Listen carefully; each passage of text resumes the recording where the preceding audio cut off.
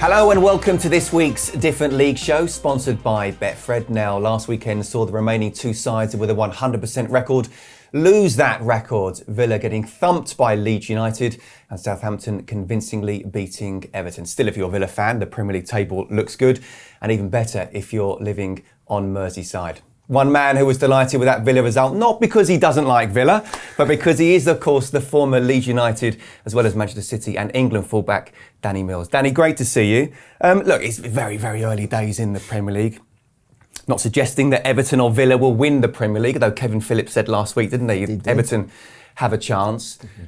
How do you see this season so far, and how many teams are we looking at in terms of possibly winning the Premier? Is this the most open in many a year? I think it is. When you look at, we all have to do our predictions at the start of the season, and you're going off sort of last season's form and what you expect and new signings possibly coming in. I think most people went Liverpool, City, 1 and 2. Which way round? Not quite sure. It could easily go either way. After that, no one was really sort of in the title race. Suddenly now, with City not getting off to a great start, Liverpool stuttering a little bit. United too. Yeah, Everton going great guns, Arsenal not sure. Spurs have suddenly, hang on a minute, Gareth Bale's come in and they're thinking, they could do something. And I think now with all the so-called mid-table teams have upped their game. They seem to be playing much better as well. Chelsea as well. I think that the competition is going to be a lot tighter. Whereas in the past, we've seen 199 points, to win the league. I think this could drop back into the 80s. Yeah. This season, and that'll make a real difference. Yeah, I said that, didn't I? That I think that will happen. It'll certainly be very close. But how many clubs do you feel are in with the shout, realistically? Do you still feel it's the two we think at the start of the season? I still think Liverpool. I still think Manchester City. Is there an outside chance if Mourinho gets it right that and if Gareth Bale starts to come good? Could they have a little bit of a run? Could they keep that up? I think they've still got one or two issues defensively, but who hasn't? Across the whole league, that's a massive problem. I guess Spurs would be the only side that I look could put a run of consistency together, but there's a lot of dependent factors on that. Mourinho seems to have got his mojo back at the moment. How long does it stay for? You never know with Jose Mourinho, do we? But long may it continue in terms of the craziness of the Premier League. Let's touch on the pay-per-view in the Premier League, shall we, Mark? It will continue after a meeting yesterday. 5 games each week and at the price of $14.95. Yeah, they've not read the room really, just in terms of, I think that, first of all, if this would have happened a couple of years ago and you said to people you can pay for the Saturday 3:00 games, and maybe it was a tenner, I feel like people would have thought, hold on, that's not bad. But because you've had something for free, and any publisher in the world will tell you now, because of the internet, once you give something away for free, it's very difficult to then start asking people to pay. I think that's the real problem. Yeah. The fact that last season it was free, and now it's not, and maybe the little bit on the price point. But it's every game now. It's the games that are not the TV. And this is the point. So to go on the other side of the fence and sort of play devil's advocate. If you're a West Brom fan, was it West Brom Burnley game? You could pay for that. Now, if I'm a West Brom fan, I can't watch that game anywhere anyhow. It doesn't come as part of my subscription, which I've already bought. If I was going to go to the game, I have to buy an away ticket. I've got to travel. I've got to buy a burger. I've got to buy a programme. I've got to take the kids. Actually, would I be happy to sit at home with a family, pay $14.95, pay maybe a bit less than that, $9.95, whatever it is, and get to watch the game that I would never be able to watch? So I sort of get the principle behind it. But I think because it was, as you said, Mark, because it was free last year, suddenly now people are up in arms about it. But it's not part of your package already. You've bought that package to get, 150 games, whatever you get. These are now on top of that. So, but are we in exceptional circumstances where you we are, and people are struggling financially themselves? So then I would go back to it, and they've said, we've the Premier League or whoever the broadcasters are have said, we've got to cover our costs in this. Well, hang on a minute. We all work in the industry. We all know that these games are being filmed. These games are going out to the world wide. To put it on our TVs in the UK, it's only press a button. And it's just flip the channels over, isn't it? It's put in 3 numbers maybe and go, there you go, send. There aren't too many costs involved in that. I think it's the price point that I think has upset everybody. But it is great to see what the fans are doing as well. They're kind of saying no to the pay-per-view, but using that money they would have paid to charity, raised over £300,000 so far. Absolutely, but I think that's the only way you can force change as a supporter, is to do these protests and not sort of pay for it and then moan afterwards. And you see that with, say Newcastle United fans who go to St James's and moan about Mike Ashley. If you want to really hurt Mike Ashley, don't buy your ticket in the first place. And that is the same with this pay-per-view. If you feel like that this is one step and it's going to go on and become even worse, then you have to make a stand. I think the $14.95, they put it at that because the EFL costs just under a tenner to watch the iFollow. But usually with the EFL, you are sort of putting that money back into the club, whereas this feels like it's just going to rich businessmen anyway. And I think that's what has upset a lot of fans. It's a big jump from $0 to $14.95. It had just been $4.95. I'm sure there probably would have been three times the amount of people that would have gone, and there would have been quite the reaction. Sort of in principle, I get it from a sort of a business perspective. You're getting something a little bit extra, although it was free last season. But the price point, $14.95, is quite hefty. Mm-hmm. And again, these aren't, not being disrespectful, these aren't the big games. Because all the big games are going to be on TV anyhow. They're going to be the Sky games. They're going to be the BT games. They're going to be the Amazon Prime games. You're going to see, the Chelsea Man United or Arsenal Man United, whatever. You're going to see all those as part of your package. West Brom, Burnley, or Sheffield United, versus whoever it might be, are not so attractive. So $14.95, and again, you've got season ticket holders that have paid money for season tickets, and they're having to fork out again, and they can't go to the games. So yeah, it just doesn't sit well. It is what it is until the next international break. We'll see what happens after that. Interesting as well what's happening in La Liga, or Barcelona in particular. The president, Josep Maria Bartomeu, resigning. The whole executive board gone. It's a club in turmoil, financially in a really bad place. And what does this all mean for Lionel Messi?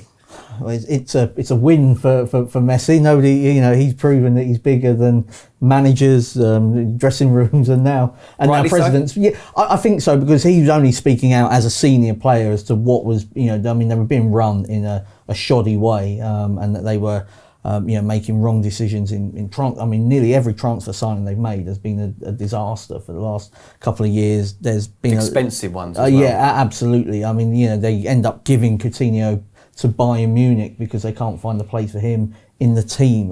That's incredible. And he then scores in an 8-2 win against you. In terms of the coaches, they've just not appointed the right ones. They've had sort of people that are just not good enough for Barcelona. I think that even Ronald Koeman, he's got sort of history with Barcelona, but if you look at his CV, he doesn't deserve that job on a sort of managerial basis necessarily. So they were just making wrong appointment after wrong appointment, and as you say, the finances of the club are actually quite worrying, I think. Yeah.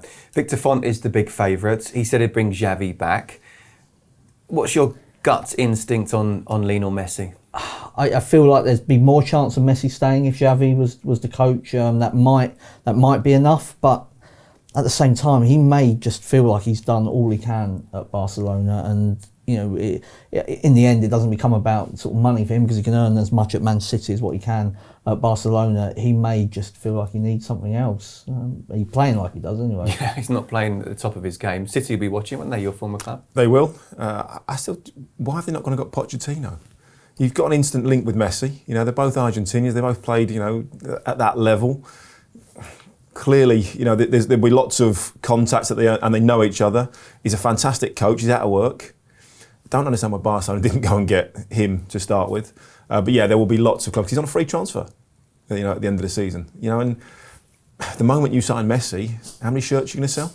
In an instant. That's all around the world. And it would be the one thing, although he's aging slightly, would take Manchester City especially to a global level. OK, well, let's look ahead to the Premier League fixtures this coming weekend, shall we? In the Friday night football, game preview 1, Wolves versus Crystal Palace, Danny. How disappointing was it for Wolves to concede that last-minute goal against Newcastle? It looked like they were heading for another 1-0 win, didn't it? Yeah, I think they will be bitterly disappointed with that, after, 2 fantastic seasons in the Premier League. They're starting to... They've got a real foothold now. They've got a way of playing. They're good on the eye. High energy as well. But I think, again, going into this game, Palace, you think you know what you're going to get with Palace. You think it's going to be very, very defensive. It's going to be Roy Hodgson, 4-4-2, sit in, defend. But he's been a bit more cavalier at times this year, and we've seen with Wilfried Zaha that they do have that explosion of pace. They do have that little bit more creativity, and I think week in, week out, it's just getting harder and harder to predict at the moment, because what you used to think was the norm in football has just gone completely out the window. There is no norm. We'll come on to Palace in just 1 second, but it is interesting that Wolves have failed to score a first half goal in the last 5 league games. Make that 58 of their 82 Premier League matches, which is the most of anyone in the Premier League since they've been promoted. What do we put that down to? I think Nuno, just the team's so well set up, sort of from an organisational point of view, that he doesn't feel like they need to push early on in games, and that they'll just sit there. He backs his sports science team, and you saw last year they had that crazy fixture list, but they kept going. He feels like they're one of the fittest teams in the Premier League. He knows he's got players off the bench that can come on and really hurt opponents, particularly when Adama Traore doesn't start for them. And I think he just is quite a pragmatic coach in that, worst case scenario, we're 0-0 at half time and we can grow into the game. It was pretty much the same at Leeds last week, where they didn't play great for half an hour and then actually got better and better as the game went on. It's old-fashioned values, isn't it? Let's not lose it in the first half. Let's not get beat. And actually then we'll grow into the game. We don't need to win it in the first 15, 20 minutes. And I think that's what he goes with. And just says, right, okay, we're going to play this way. And also I think there's a lot of respect from other clubs going, hang on a minute, these are a good side. They've got a lot of ability, some good players. So we don't want to lose it in the first half either. So they'll sit back and maybe make it a little bit more difficult for Wolves. And perhaps they'll wear them down in the second half. I mean, you mentioned about Palace, and there have been some very contrasting results and performances, shall we say. How important do you feel it is for most teams, but that first goal for Palace, because it does feel they feel very comfortable once they score that first goal, then they can sit back and counter at will. Well, they are very pragmatic, aren't they? They are very organised, very solid, very defensive. That's how Roy sets his teams up. That's what they do. So if they get their noses in front, then you think they've got a chance of holding on to that. You do worry sometimes if they go 1-0 down, do they have enough creativity? And I'm sure we've played in sides like I have, where you go 1-0 down and you go, where's this goal going to come? How are we going to score? We can't even score one very often, let alone score 2 or 3. So we're not going to win this game now, but let's at least try and draw it. And that's what it is. It's not a defeatist attitude. It's a realism at times, and that's the way that Palace set up from time to time. But again, I've been surprised. They have got some creativity, And again, Wilfried Zaha, who I think was unlucky, because he's almost priced himself out of the market to get a really big move. He's just got to keep playing and keep doing what he does. Yeah, Palace are looking to get 13 points from their first 7 matches of a Premier League season for the first time ever. So things are looking good for them so far. Your Betfred selection for this game then, Danny? Well, I'm going to go with a home win after all that and how pragmatic Crystal Palace are. I just think Wolves will have a little bit too much quality. Home advantage isn't what it used to be, but I think Wolves will win 2-1. Mark? Yeah, I'm going to go for a Wolves win as well. I can see Nuno being pragmatic enough to not allow Zaha that space that he enjoys, and it may only take 1 goal to win it. I agree. Wolves 1-0. Raul Jimenez. I think you've got 2 very well organised sides. I think it's going to be a game where 1 goal wins it. It'll probably come from Wolves, and they'll see the game out. Okay, game preview 2. Good one here. Sheffield United against Manchester City. Another defeat for Sheffield United. It's just 1 point from 6. But that performance against Liverpool, there's a lot to be taken out of that, isn't there? There is. Or clearly not. Your reaction. I was at the game. And yes, it was organised. They had a bit of a go. But they conceded a lot of chances, in that game. They just don't look like scoring. That's a big problem for them. Was it last season, top scorer, 6 goals in the league? That's not enough. But Burnley looked like he was bullying the Liverpool defence in the first half, though. You feel that was... But that's all it was. It was just a physical presence. There was no real threat on goal. They didn't make the goalkeeper have any saves. There was no real great chances within that. And I just looked at their front line, and at one point they had 4 strikers on the pitch. It was a little bit sort of desperation stakes. And because they've had 1 or 2 big injuries as well at the back. If you're not going to score many goals, you have to keep clean sheets, and they're not doing that at the moment. And I think there's a little bit of second season syndrome. I think, and the fact that other teams have worked them out, they know what it is. But to do what they did last season, to almost, to finish where they did, almost with a negative goal difference, is nigh impossible in the Premier League, and I think it's just catching up with them a little bit. Jack O'Connell being out is a big blow, but I get the feeling, and they've got City and Chelsea up next, so it doesn't get any easier. I don't see a team that's going to be relegated with their performances, but I get the feeling you'd perhaps disagree with that, the way you're talking. I just don't see how they're going to win enough games. And I said that last season, and I had to eat an awful lot of humble pie. Obviously being from North Yorkshire, they're South Yorkshire, there was a little bit of rivalry. So that didn't go down so well. But I still look at it and think, where are the goals going to come from? How are they going to score enough goals? And the way that everything's going at the moment, they're not keeping clean sheets either. So if you're keeping a clean sheet, you can nick 1-0, you can get a 0-0 draw, you get enough points. But at the moment, they're not doing that. So they're conceding way too many goals. They're not scoring. It's a recipe for disaster. And if you get sort of cut adrift by Christmas, or you're still in the bottom three, it's very, very difficult to turn that around. Okay, in a word, do you feel they'll go down? No. Okay. Mark, your take on what Danny's just said? No, I agree. I think it's probably just a bit of regression to the mean, really, that they overachieved to such an extent last year that, if this was their first season, I think we'd say, yeah, that's about right for Sheffield United. It's going to be a struggle, but because they overachieved last year, you kind of, there maybe was a hope in some parts they could do it again. I think the O'Connell injury is a big one. I also think Henderson. It's not necessarily that Ramsdale's a terrible goalkeeper, but he's probably just an average Premier League goalkeeper. And Henderson, I think, has got the potential to be quite a bit more than that. I mean, he'll be pushing De Gea soon enough at Manchester United and for England as well. So to lose him and then have to pay sort of 18 million to replace him is difficult. And they're now hoping that Brewster can sort of deliver the goods in the Premier League, and maybe he will. He did well in the Championship, but Liverpool weren't totally convinced by him. And he looked out of sorts against Liverpool. I don't know whether that was because he was going back to his club. He maybe was trying a bit too hard. He looked a bit in awe, which I found a little bit strange. And he looked a bit nervous, and of course, he got dragged. I'm surprised he didn't get dragged off at half time, but that might change. Playing against different opposition. Okay, talk to me about City.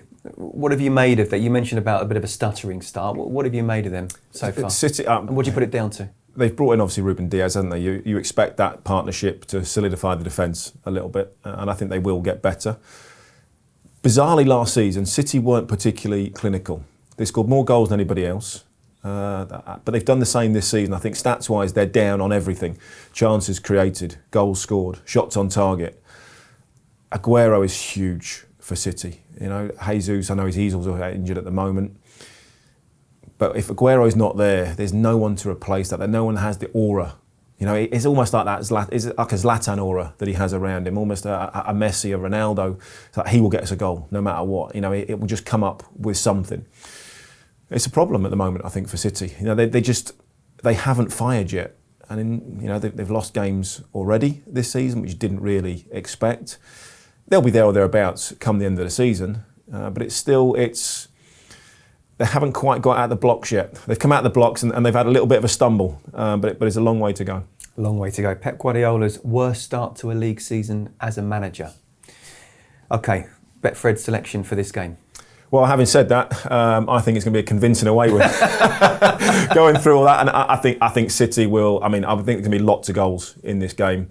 Having watched both teams fairly recently, I think City will be far too strong for Sheffield United. I still think City will concede. I don't think they'll have a clean sheet, but I think 4-1 City. Okay. Mark? I'm going to go for a slightly cagier game, really, in a draw half-time, Man City full-time, just in the hope that Sheffield United can stay organised enough for the first 45. And they didn't have a hardest game, Man City, on Tuesday, but it was still another game, on top of what they've already had. Yeah, I've gone exactly the same. I think they'll have to be patient. I think United will set up difficult, but in the end, I fancy a City win, half-time draw. Game preview 3, Burnley against Chelsea. Now, we called a draw. I called a draw last week, United. I said it'd be like 3-3, a really exciting one. It was a poor game, wasn't it? It's more interesting watching Evra versus Hasselbank in the Sky studio. Purely from a Chelsea point of view, where do you come from? Like Evra saying that was just poor quality and maybe even poor character? Or Jimmy Floyd Hasselbank saying, do you know what? After conceding what they've conceded, they need to just set up first, make sure they keep a clean sheet and see what happens going forward. Chelsea haven't got the balance right at the moment. They're either very, very cavalier, go forward, score lots of goals and let lots of goals in. We've now seen them go the opposite way round and go ultra pragmatic, keep a clean sheet or a couple of clean sheets, with the new goalkeeper, obviously Mendy coming in as well. First time that's happened, I think, since Petr Cech. And then suddenly they've just gone, right, okay, well, we'll sacrifice everything going forward. They've gone back to the Mourinho days. Do you feel they've done that? I think Frank is very, very bright. He understands the game. He realises he's under a little bit of pressure at the moment, and they realise he can't keep conceding goals because you don't win the league by winning 4-3, 3-2 every single week. It doesn't happen. You've got to have a very, very good defence. And I think he's trying to address that situation. Thiago Silva coming back into it. He now needs a good run in the side. His experience, I think, is going to be absolutely vital within that. Chelsea going forward can destroy anybody. I look at Chelsea now, and they're a bit like Arsenal have been, I think, over the past sort of few years. Going forward, can beat anybody on their day. Could end up scoring 4 or 5 goals, no problem. But there's an issue at the other end still. So he just needs to get that balance right at the moment, and not sure how he's going to achieve that. This won't be easy either. Breaking down what is a Burnley side that probably is getting back to what we've seen in recent years. Yeah, I mean they deserved their point, I suppose, at West Brom. Sean Dyche said they should have got all 3 in that game. It was deserved a point against Spurs. I thought they did. Yeah, I think they definitely deserve something from that game, really, and they'll be gutted that they've conceded to a Son header. There are ways to lose to Tottenham, and that's probably not one of them. But before that, they'd had there weren't many chances, but they were the team having the attempts on goal. I think he's right when he says that like Tarkowski and Barnes are getting match fit now, and it was difficult for them because they missed all of what was a very short pre-season. Then they come into it now, and they just weren't quite at the pace and sort of physicality you expect from Burnley. But yeah, this is. If they play like they did against Tottenham, this is not an easy game for Chelsea, I don't think. How do you see it? I think Burnley are going to take the lead in this one. I can see Burnley scoring from a set piece, going into the break 1-0 up, but I think Chelsea will come back and win it 2-1 in the second half. It's a good bet, that. Mark? I'm going to go for even more positive on Burnley. Burnley to get a point out of this game. Yeah, just not sure about Chelsea at the moment. Okay. I think it will be tight. I think it'll be exactly like it was on Monday with Spurs, but I also think Chelsea are going to nick it just like Spurs as well, 1-0. I'll be surprised if Timo Werner gets it, but it's going to be a very, very tight game, definitely. Okay, game preview for Liverpool versus West Ham. The Liverpool have won 28 of their last 29 home league matches, and while they didn't play great against Sheffield United, they do know how to win, don't they? They do, and Mo Salah was very, very good in that game. The goal that was, just fractionally offside by his knee or his toenail, whatever it was.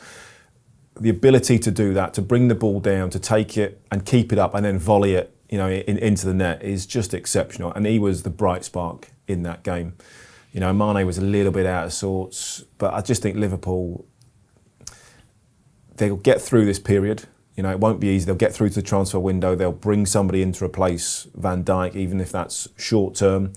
But they've got enough quality to deal with, whatever is thrown at them at the moment. And it's ominous because they're not playing particularly well, but they're still winning and they're still up there. And I think they have the belief, especially with that front 3, 4, 5 now, whatever it may be, they have a belief that actually let's just stay in the game, make sure we don't concede too many, take the Villa game out of it. And actually we've got a great chance of winning the game. Do you think they need to go out and buy someone at centre-half? Yeah, I do, because we've seen it in the past. Fernandinho was great for Manchester City, but you can only do that in fits and starts. You can't do that for a full season. You've got to have a square peg in a square hole. James Milner's done it before at Liverpool, where he's played left back, he's played right back, he's played left midfield. I think he's played everywhere apart from goal. He's even played false 9 at times. And he's great, but he's not quite what you really want in those. It's somebody filling in, doing a good job. It's not somebody being outstanding in their natural position.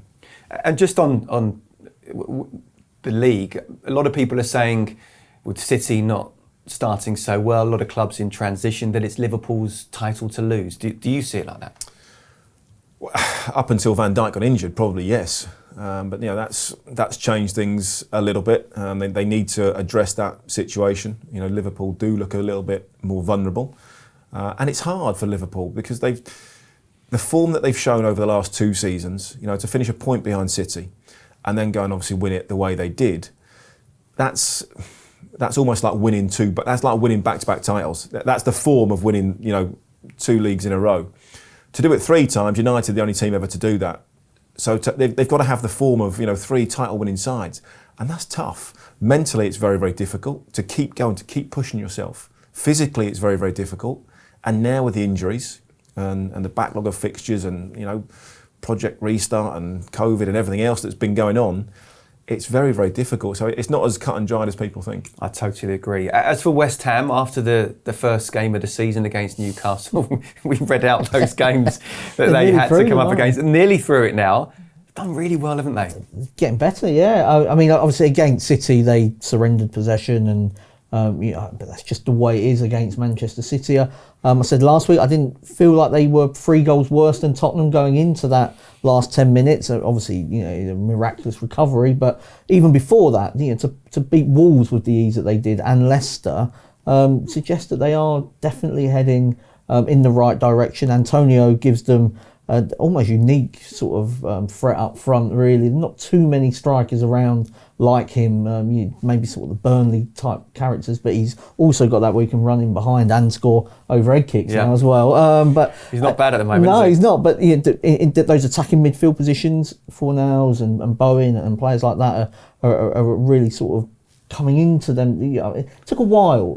We always expect these new signings to sort of hit the ground running, but it doesn't always work like that. And also, just a change at the back as well seems to have helped them as well. So they're definitely heading in the right direction. I'm not sure what they can achieve this season. I suppose top 10 has to be the sort of realistic aim now for West Ham. A word on Antonio and also David Moyes as well. The job that he's done there, and how difficult is Antonio to play against right now? Incredibly difficult. He's got great skill, great ability. He's got an eye for goal. His confidence is very, very high.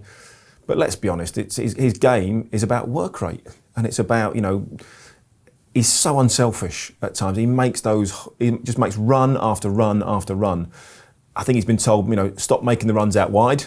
Stay between the width of the box. Use Fullback that to be happy with. Well, yeah, of course, use that energy. He has got a slight tweak at the moment. So whether he's fit for the game is going to be a big worry for West Ham.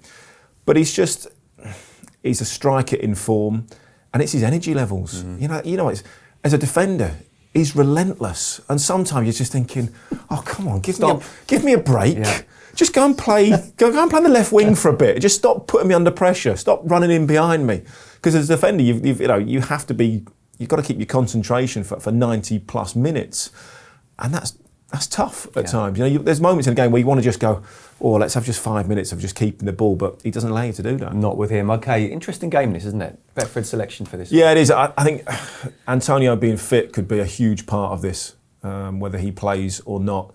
But I think with the injuries that Liverpool have got at the moment, I just think they're big players. Their front three, midfield, Henderson and etc. They're going to step up, and I think they'll win this comfortably. I think they'll score. I think they'll score more than 2 goals in this. I think they'll score at least 3 in this. Okay. I'm going to go for Liverpool to win and both teams to score.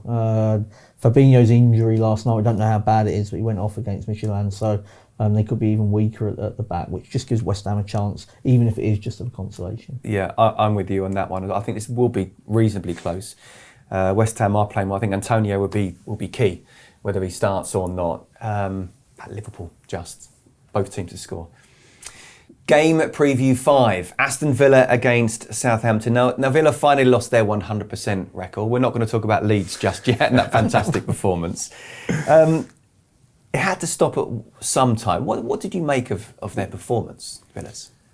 I think it's probably what you expected. No one expected them to beat Liverpool 7-2. That was it just happened, didn't it? No one saw it coming. No one predicted it. Well, I'm pretty sure no one predicted it. I don't think no. No one would be working right now. No, exactly. Yeah, someone's having a very nice holiday. Well, not having a holiday, are they? Can't go anywhere.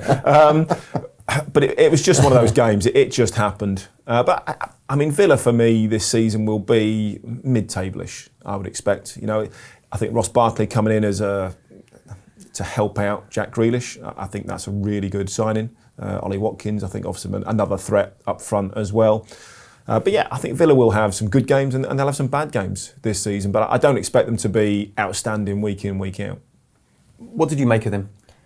on Friday?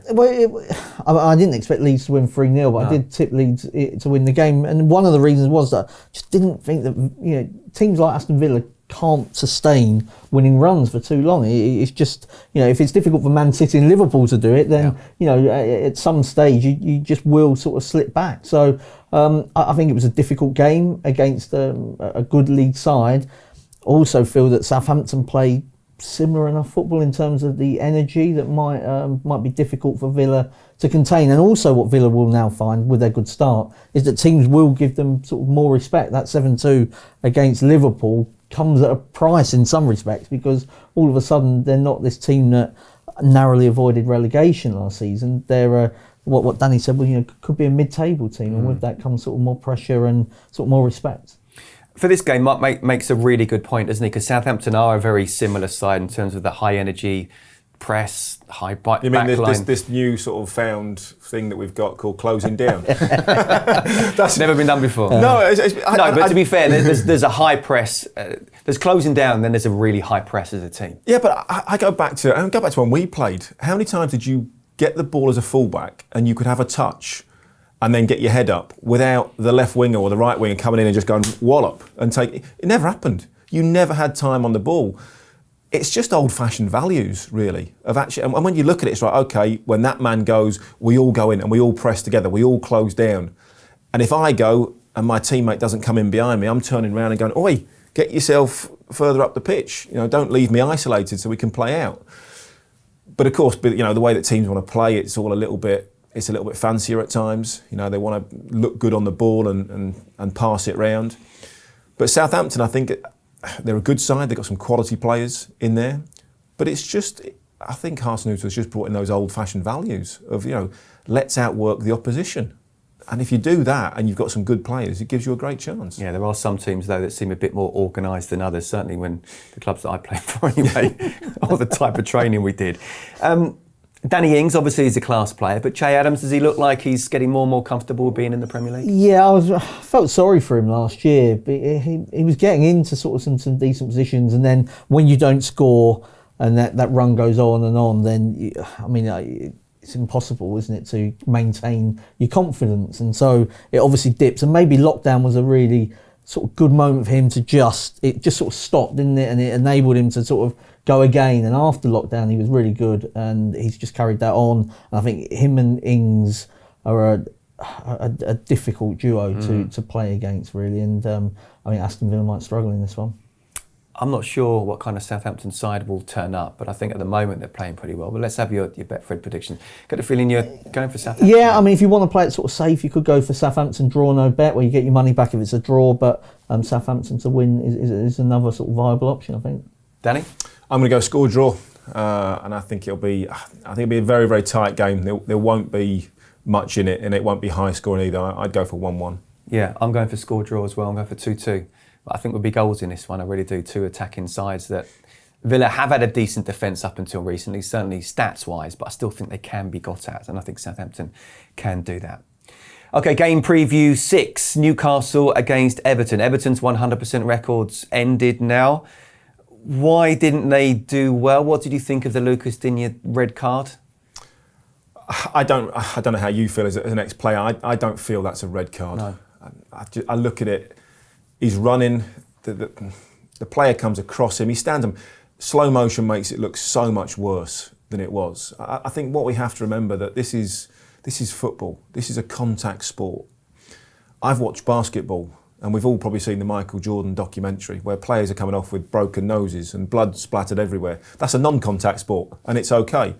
It's going to happen in football. It's 100 miles an hour at times. People are running flat out. They're crisscrossing all over the place. They're bumping into each other. It was an unfortunate accident. It wasn't malicious in any way, shape or form. He wasn't looking at the player's leg thinking, I'm going to stand on him. The one before that, where he tried to sort of clip his legs, was definitely a yellow card, and he should have got one for that. It was more intentional. Does the fact that it's been reduced to one match ban perhaps tell you the story? Yes, I think it does. I think everyone's had a look at it and thought, hang on, was it violent conduct? No. Did he really endanger an opponent? Was he out of control? No, actually didn't tick all those boxes. But you know what? Let's just side with the referee a little bit. Let's not undermine him. let's keep it a red card, but just give him the 1 match ban rather than the 3 that it should have been.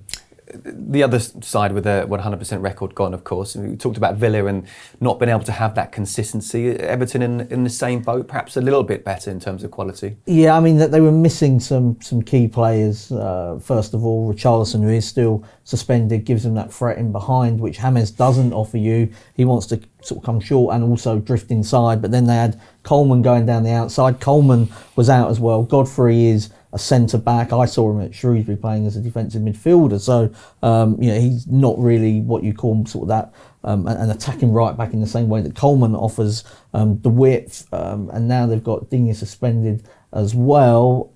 That's going to be it's all a big test really of Ancelotti's squad, because he was able to pick the same players sort of every game at the start, and that maybe separates sort of the best from the rest. Yeah. Newcastle, good draw at Molineux, wasn't it? We talked about Wolves earlier on, but for Newcastle, a great draw. And Callum Wilson doing really well. Steve Bruce is so underrated. I feel sorry for him at times. He gets an awful lot of flack, an awful lot of grief for doing a very, very good job under very, very difficult circumstances, and not the easiest owner to work for. But I think he has made some really good signings, in this window. Callum Wilson again gives them a threat, which they haven't really had. Joel Linton, Almiron, I mean, let's be honest, couldn't hit a barn door, at times. Their record speaks for itself. But now they've brought in a quality striker. Again, 1 or 2 injuries, that always seems to be an issue at Newcastle. But I like what Steve Bruce is doing. They're still very, very organised. They're not easy to beat, but he's added a little bit of sparkle, with 1 or 2 players in there. Yeah, his man management absolutely excellent. But no Premier League side has registered fewer shots on target than Newcastle. I mean, they need to create more if they're not going to be in any trouble. And we don't think they will be sort of bottom 3. I said the same last year, though, because they were really low down on sort of a lot of the shot stats and expected goals, and they just... That was Joel Linton, though, mate. Yeah. They just find ways of Even I've got more goals than Joel Linton. Yeah, they find ways of getting results. They are quite a difficult team to play against, and even when they're getting outplayed like they did at Spurs, they stayed in the game long enough to create a fortunate moment. But if you've got somebody like Carroll to bring on, you can sort of get that out of games. So they're not the easiest team to play against, Newcastle. They do make it difficult. Do you go along with what Kieran Dyer said when he was sort of bored watching Newcastle in recent years? And obviously we've got the history of Newcastle, how exciting they were, but it's not that Newcastle now, is it? I also think there's a lot of issue. I have a lot of issues around that, about the style of play. Football's about winning, and you can only play in a certain way. And Guardiola said it many times. He can only play the way that he does because he has exceptional players. He has world-class players. You have to manage the players you've got.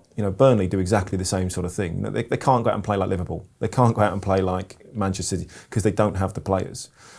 So they're hamstrung a little bit by that. Chris Hughton has been a victim of that in the past, but he's been successful.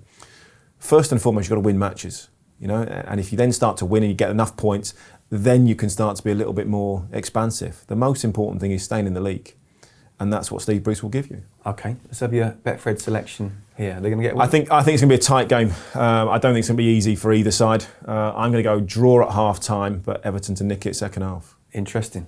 I'm going to go for a draw in the game, just because Everton might just have 1 or 2 too many players out at the moment. I'm agreeing with you a lot here. I'm going for a low-scored draw as well. I think they will miss key players, and Richarlison definitely is one of them in behind, something which all defences hate. Game preview 7. It is Manchester United against Arsenal, and Ole Gunnar Solskjaer said that the fans not being around makes a big difference for them at Old Trafford. He tried to imply that perhaps, because every club has that clearly, don't they, after that 0-0. I mean, do you agree with what, I'm talking from a United point of view now, with what Patrice Evra said in terms of lack of character, lack of leadership, that they should be much better, whatever the circumstances around are? Without a doubt. It's also, you raise your game when you go to Old Trafford as well because of the fans. I always certainly did. That gave you a buzz. You wanted to impress. So it gives the opposition, a little bit more of a 5% increase as well. I look around at that United squad. Who is going to take charge? Who is going to take... If the game's not going right, where are those players on the field to say, for 5 minutes, ignore what the manager says, we're going to do this. because this is not working. You know, where are those captains on the pitch? You know, Harry Maguire's obviously captain, but he's not the most vocal of players, you know, within that. The midfield is very, very quiet. But Bruno Fernandes could be the next captain. I don't see him dragging people around. You know, there aren't too many people like that at the moment. That's what was great when Conor Cody went into the England squad and was bossing people around on his first cap. United don't have that. You know, United are, I would say, quite nice to play against at the moment. You know, they don't have that. They don't have that bit of bite about them. Not in a bad way, but they don't have that hunger and desire to kill teams off and to put them to the sword. It's a big accusation, though, in terms of the lack of character and the lack of leaders. But is that where United are right now? Well, yeah, I would say so. I mean, you've got someone like Rashford off the pitch who, he's doing a better job than sort of many politicians. So, I mean, he's got that within. He's clearly got some character, but that's a different type to what what I think Danny was just talking about there. And you go through the team, and there aren't many. I mean, Paul Pogba's won a World Cup, but he's not. Even in that French team, there are others that probably are more. You'd say sort of leaders, although he did do sort of like a speech during the World Cup final that sort of has been broadcast on French TV, but he obviously can't always get in the team anymore. I mean, Alex Telles has just come in. Wan-Bissaka doesn't feel like he's going to become a leader necessarily. Lindelof, that's not coming from him. So there is definitely issues there. You kind of go back to, I don't know, Brian Robson or even in more recent It's also times. who's setting the standard on the pitch. Yeah. Now, if you've got leaders that are leading by example and they're great players and they're performing brilliantly every week, they turn around, come on, you need to, come on, Mark, you need to be playing like I'm playing because I'm doing this. United don't even have those sort of players at the moment. Maybe Bruno Fernandes, but he's not sort of outstanding every single week. And that's the problem. It's not only lack of characters in terms of personality and bossing people around and dragging people into position by the scruff of their neck. It's also those players on the pitch that they don't quite have, that are setting an example week in, week out. That's why I didn't think Cavani was a bad sign. I've seen some people say he was a bad, they question that, but he maybe not to sort of Ibrahimovic's level, but he is somebody that has played in very big dressing rooms, that understands what it is to win, and that kind of that sort of winning personality that maybe not all the players I can imagine Cavani. I think Mark's right. I can imagine Cavani going back into the dressing room after the game and turning around digging a few people out. So hang on a minute, I was closing down, I did this, I did that, why aren't you doing it? And starting to ask questions of other players. I don't think United have enough of those sort of players within their squad. Yeah, he's probably doing it in Spanish or even French, but his English isn't fluent, but still, you can see he's an absolute leader. What do we think about Arsenal then and where they are right now and also the performance and result against Leicester? I think Arsenal have improved under Mikel Arteta, but it's not. I don't think it's as vast as some people make out. When you look at, again, it's this, performances have been a bit better, but results haven't been drastically better. They look a little bit better, a little bit defensively more organised at times, but they still have a little bit of a weak underbelly, I would say. You still play Arsenal now and you think, we can score. And I think that's an issue for them. Aubameyang, 5 league matches without a goal. It's not quite happened for him since he signed his contract. It feels like about 5 leagues since he had a shot or a proper chance. I mean, he's 5 shots he's had in those 5 games. He's just not in games at the moment. Part of me's thinking he needs to play central, but then last season when he was scoring sort of very important goals, they were from that left-hand side, and so he can clearly play out there. I suspect it's a bit like the Frank Lampard situation where Arteta's so worried about his defence that he just hasn't got the balance right, and they're not creating that many chances for him, and I don't know if it's a positional thing or just a collective where they're not getting him in the right positions. Okay, Betfred selection for this one? I think it's going to be a very, very tight game, but I'm going to go with a score draw, but only a 1-1. Okay. I'm going to go for Arsenal, draw no bet. I just don't like Manchester United are not a team I can trust at the moment to actually go out and Arsenal? win games. Well, yeah. They're not. But United are, reasonably strong favourites to win the game, and I'm not sure I can trust them. I understand what you're saying, but I also agree with Arsenal as well. And I just think it's going to be very tight, 1 goal. I can see that coming from United. Personally. It could be quite a boring game. Yeah. Watch it though if you can. Game preview 8, Spurs against Brighton. As a Spurs fan, talk to me about the partnership between Son and Kane. I don't think it's a new thing. Obviously, the actual goals that they're getting now it is.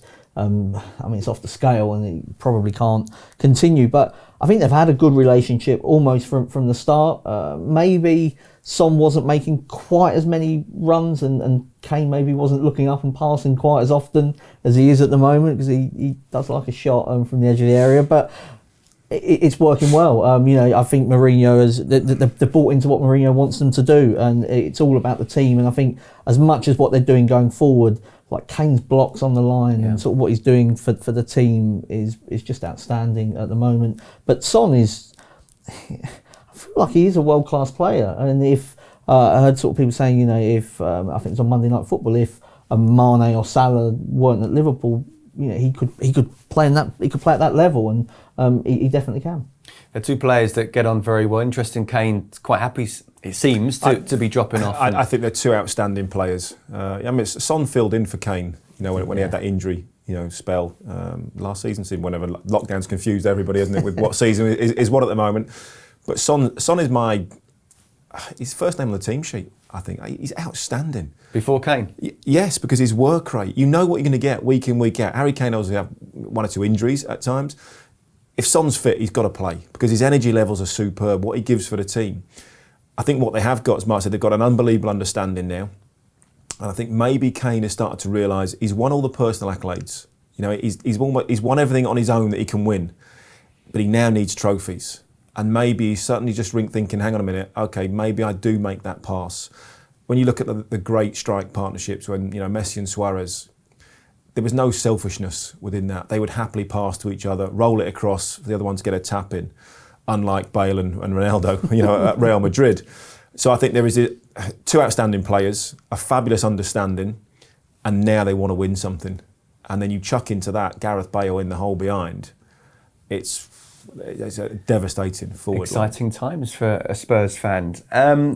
Brighton, I mean, a lot to admire about them. Very good in the first half against West Brom, but you've got to win those games, haven't you? I said it last week, it's more plaudits than points, isn't it, that they get, and it's pretty much more of the same. And I like a lot about what they do, and I think that Potter has coached them really well, and he did with Swansea, but they just don't win as many games as what you feel like they should. And it was more of the same against West Brom. And the goal has come from a Livermore own goal. And I suppose that's the thing. Where is they? Mopé does okay, but have they got enough goal scorers in the team? But they're very expensive to buy goal scorers. They're not easy to come by.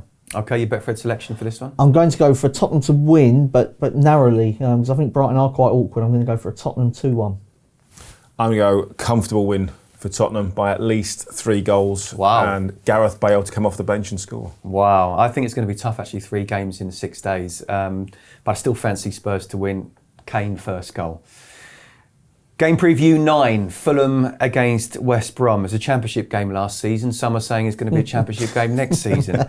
But they might be right. They might be right.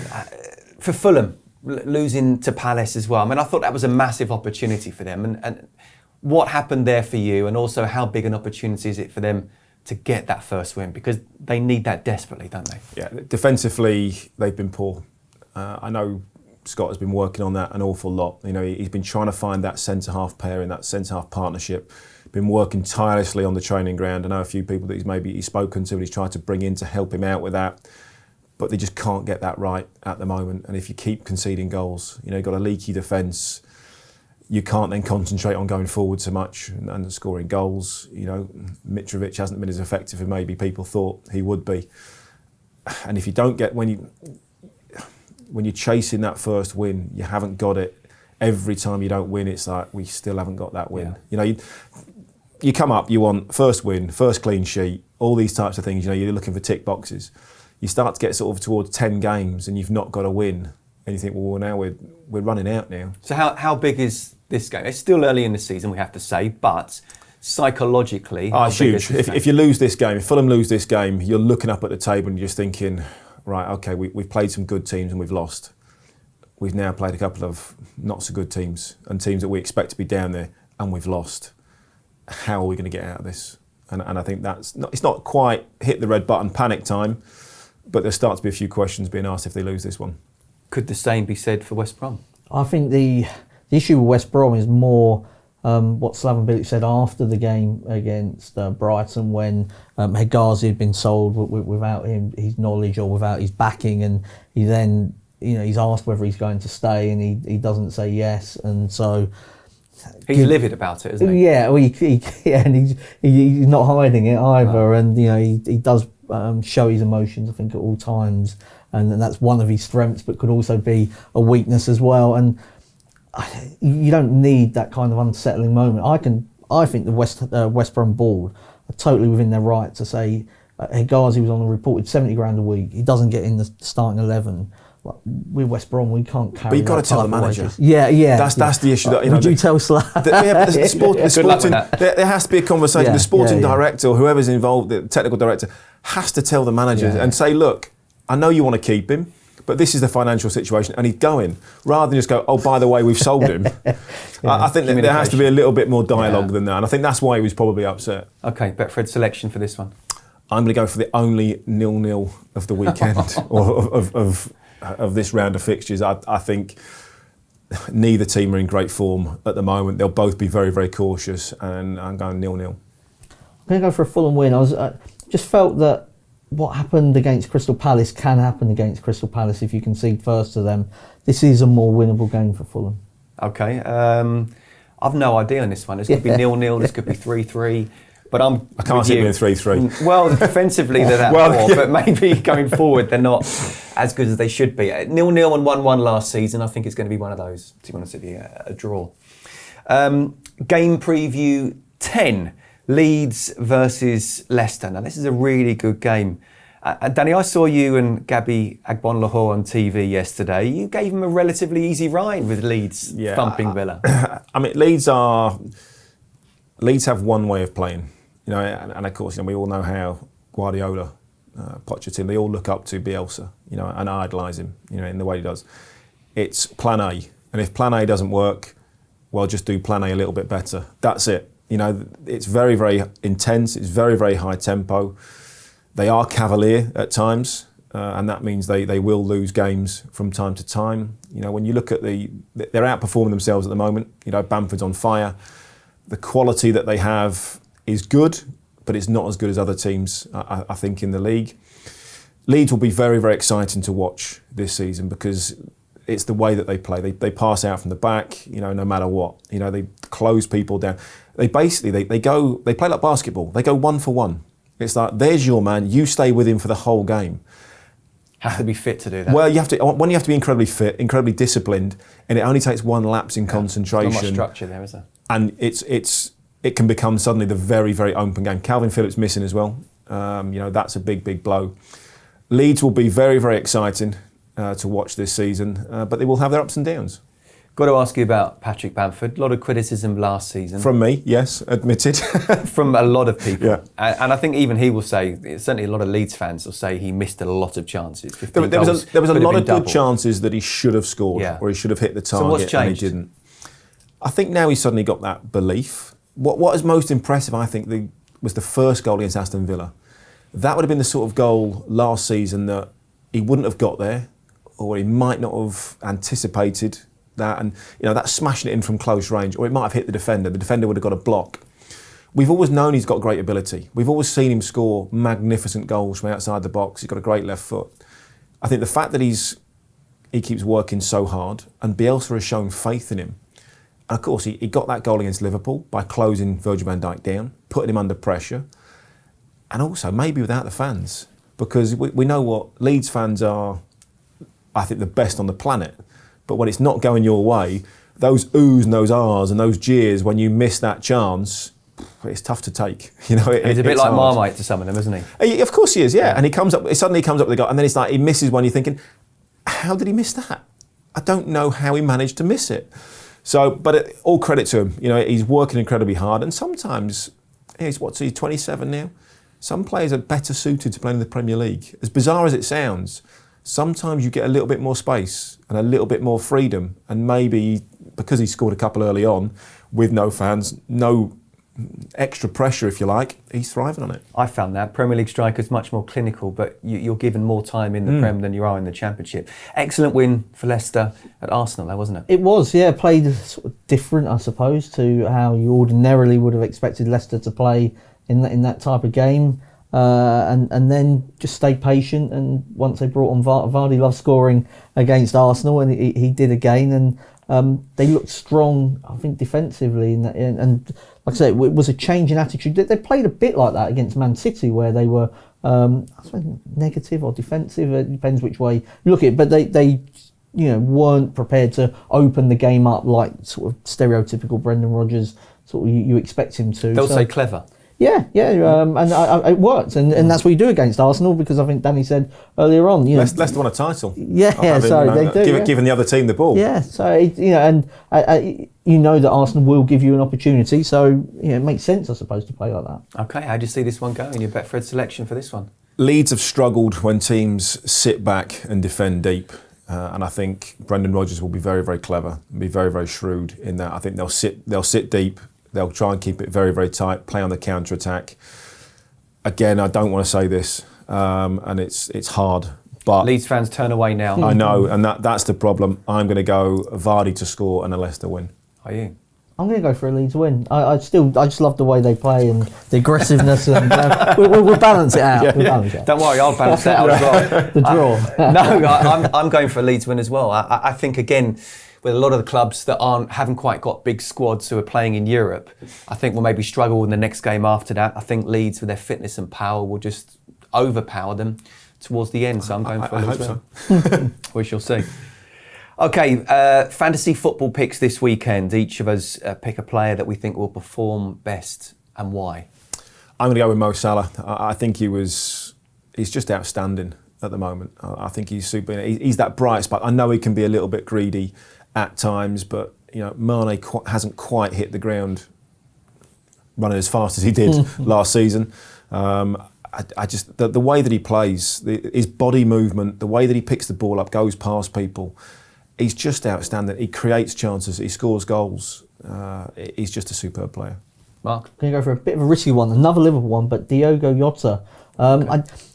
When Liverpool changed formation, I did wonder whether Klopp might do that more often, and the fact that Jota is getting in the team and scoring goals, he might be able to keep his place, and therefore, he's quite a cheap alternative to some of the more expensive players. I thought it was a tough one this week. I thought maybe Kane or Son, because I do think they'll win against Brighton. Gareth Bale off the bench. Gareth Bale possibly, but I've gone for Raul Jimenez at Wolves. Probably the best striker outside the top six. He scored against Newcastle, and I think they'll beat Palace as well. So I'm going for him. Team treble.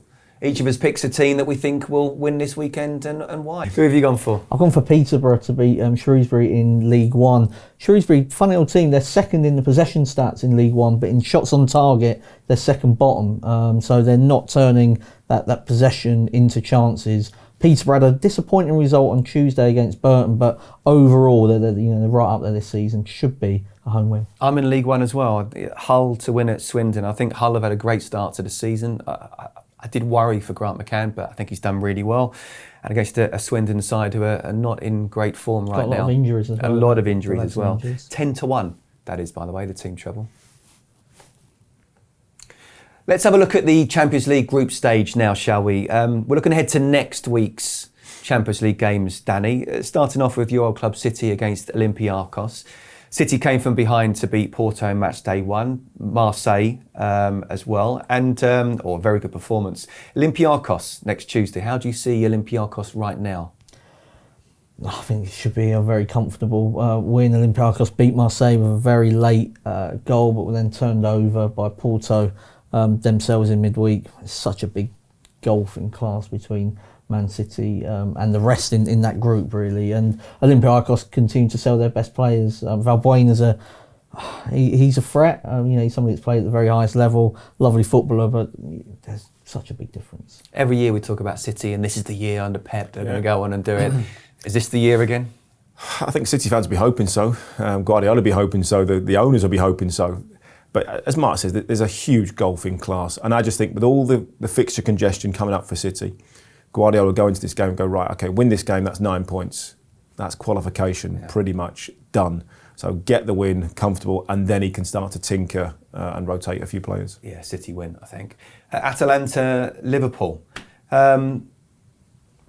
Very good side, Atalanta, aren't they? Although it's been a bit mixed. They've had some in odd the league. results. Yeah, they've had some odd results this season, conceding a lot of goals, like even more than they normally sort of do, and they are very much front foot team. But even against Ajax last night, they were 2-0 down. Actually, probably should have won the game once they got it back to 2-2. They missed some chances. So, I mean, this is going to be high scoring, probably something like over 3.5 goals. Their front three of Gomez, Ilicic and Zapata is wonderful to watch. But in committing so many men forward, they leave themselves sort of open at the back. And, I mean, there's not many better around than Liverpool at taking advantage of that. The best two teams in the group. This could go a long way, this game, as to who's first or second, which can make a difference in terms Massively. of the round of 16. So how big is this and how do you see it going? I think it's huge. Liverpool, you want to finish top of the group. Be careful with Atalanta. Do not underestimate them. I was in the San Siro when Manchester City went there. Obviously, Kyle Walker came on and man of the match performance in goal was outstanding, wasn't he? But everybody thought at that point, City will go there and they'll just blow them away. Atalanta are a dangerous side, and as Mark says, I think they will score. I think this will be a high-scoring draw. This could easily be a 2-2. Okay, Chelsea against Rennes. How do we see this one? Rennes, they're one of those teams that have got a lot of quality, haven't they? Yeah, they have. I mean, Camavinga, the young French midfielder, probably be off to Real Madrid in the summer. Already, he's broken through in the French national team. I think he's like in 100 youngest scorer for 100 years. But they punched above their weight to get this far, and there's a lot of people in France that felt like had the season not ended because they didn't play on after lockdown, that they may well have been swallowed up and ended up in sort of the Europa League. So they're probably a Europa League team playing in the Champions League, and that's likely to tell at Stamford Bridge. How do you see Chelsea with the foreign players they've got in terms of Champions League? I think Chelsea have got potential to win this sort of game 3-4-0 quite comfortably, quite easily. They've got a lot of... Chelsea have always had a lot of foreign players. It's that's not a problem, I don't think. They're all intelligent. Frank just needs to blend them together, and it takes time. There's been a lot of changes. A lot of those players haven't been fit as yet, and I'm sure Frank will be working on the training ground.